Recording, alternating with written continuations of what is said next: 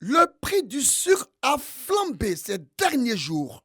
Le sac de 50 kg est passé de 35 000 francs à près de 60 000 francs CFA, soit le kilogramme à 1250 francs CFA. La raison, le pays traverse une pénurie de sucre depuis mi-octobre.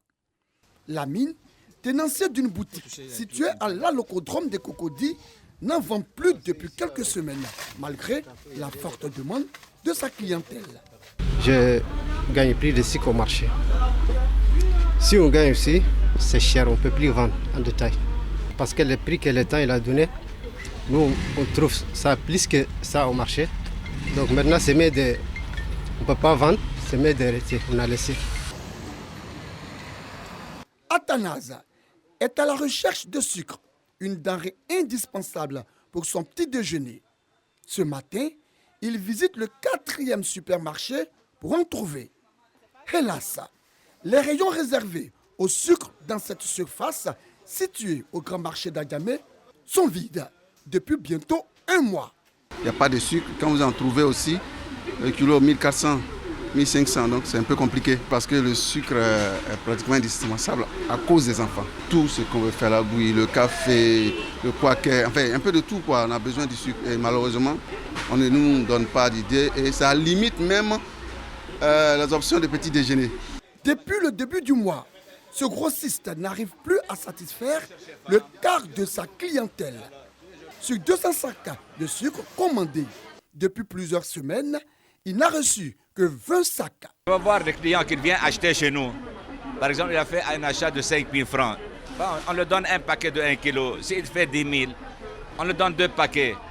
C'est comme ça, pas de carton et pas de sac actuellement.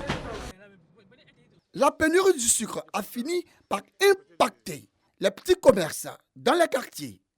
Fatou, vendeuse de galettes et de bouillies de mil, a fini par abandonner son activité. Ces quelques kilogrammes de sucre qu'elle a pu obtenir sont insuffisants. Vraiment, c'est difficile parce qu'on ne sait pas quoi faire.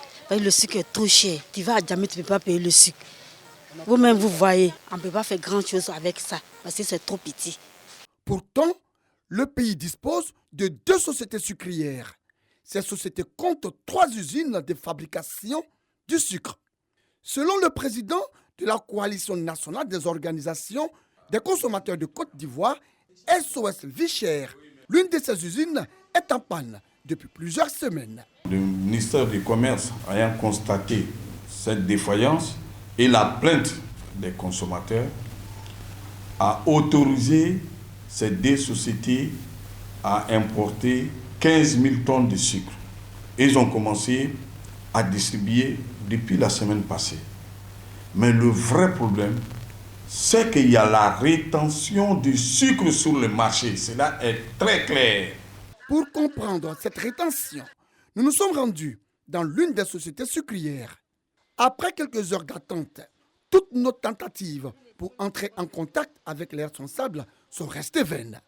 Notre caméra a tout de même pu capter quelques images. Mais derrière ces camions, nous avons découvert des tonnes de sacs de sucre que nous n'avions pas le droit de filmer. Selon l'un des ouvriers, toute cette quantité est destinée aux grosses usines en lieu et place des populations.